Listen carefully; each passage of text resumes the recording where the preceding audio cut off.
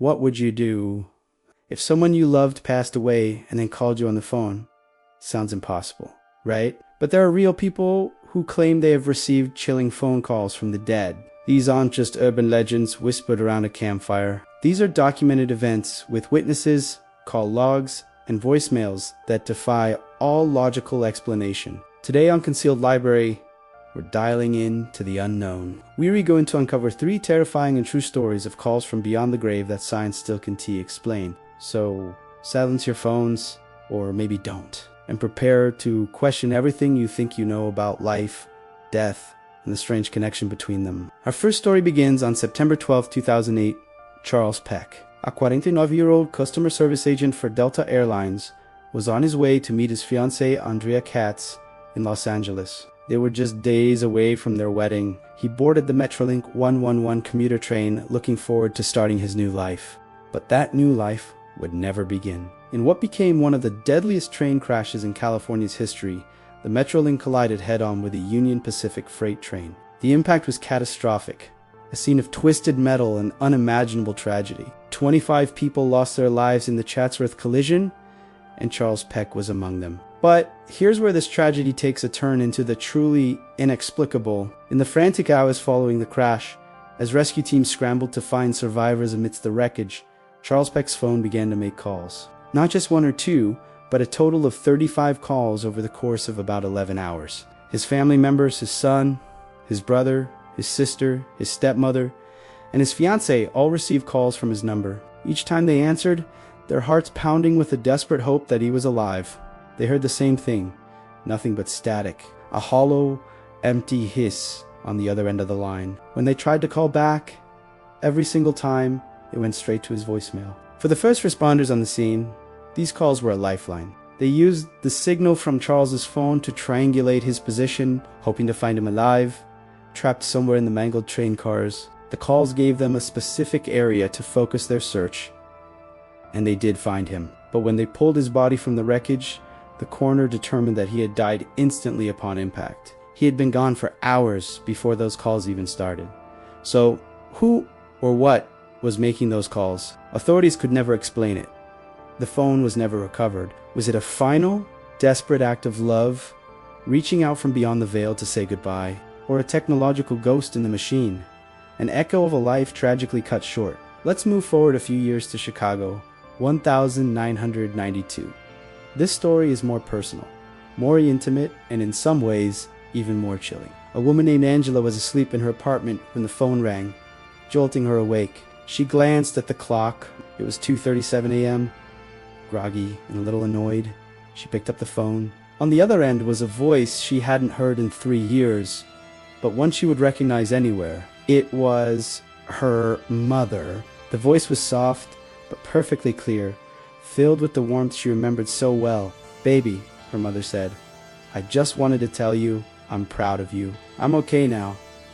For a moment, Angela was frozen, half asleep, and completely bewildered. But the reality of the situation crashed down on her. Her mother had passed away from cancer 3 years prior. The voice was unmistakable. The tone, the love in it was her. Overcome with a mix of shock and grief, Angela broke down sobbing into the phone. But there was no reply. The line went dead. Shaking, she tried to redial, but there was no number to call back. She checked her phone's call log, frantically searching for any record of the call. Nothing. No missed calls, no incoming number, no trace that the conversation had ever happened. It was as if the voice had simply manifested out of thin air. The story gets even stranger. The very next day, Angela learned that during the exact same night of the phone call, her childhood home, the house where her mother had raised her, had burned down in an electrical fire. Was it just a coincidence? Or was her mother reaching across time and space to say one final goodbye to the past, to the home filled with memories, and to reassure her daughter that she was at peace? Our third story brings us into the modern era of social media and viral mysteries. In 2017, a digital artist and writer from New York named Adam Ellis began documenting a series of strange occurrences in his apartment. He claimed he was being haunted by the spirit of a deceased child he called Dear David. He shared photos, videos, and real-time updates on Twitter, and millions of people followed along, captivated and terrified. The haunting allegedly escalated over several months, with objects moving on their own, strange noises, and even shadowy figures appearing in his photos. Then, he received a voicemail. It wasn't from a person, but it was one of the most unsettling pieces of evidence he shared. The message was a robotic, monotone voice, reciting letters from the NATO phonetic alphabet Sierra. Delta, Alpha, November, Golf, Eshu, Romeo. When Adam and his followers decoded the message, the letters spelled out a chilling warning: SDN, gear, danger. And if that wasn't strange enough, the next part of the message was even more direct. They are looking at you. Evacuating the number it came from was blocked, listed only as unknown. Was this an elaborate, cruel prank from someone following his story online? Or was it something else? A warning from the very entity he believed was haunting him? Or perhaps a message from another dimension entirely? Adam claimed that after this voicemail, the paranormal activity in his apartment intensified dramatically. Whatever the source, the message was clear, and it added a terrifying new layer to the Dear David saga. So, how do we begin to explain these supernatural phone calls? What is the science or the pseudoscience behind a voice from the grave? There are a few prevailing theories. The first is the concept of energy.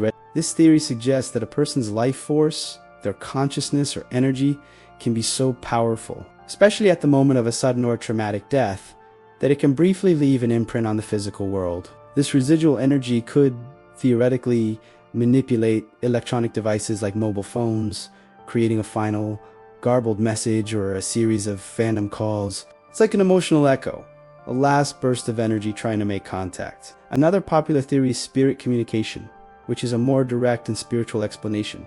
This idea proposes that spirits of the deceased can and do find ways to communicate with the living, and in our modern world, they've adapted. Instead of knocking on walls or using a Ouija board, they use the technology we are most connected to, our phones. In this view, the phone acts as a sort of modern-day seance, a bridge between our world and the next. The static heard in the calls from Charles Peck could be interpreted as the difficulty spirits have in manipulating our physical reality. Then there is the much more mind-bending theory, a glitch in reality or a timeline overlap. This is a favorite among those who dabble in quantum physics and multiverse theories.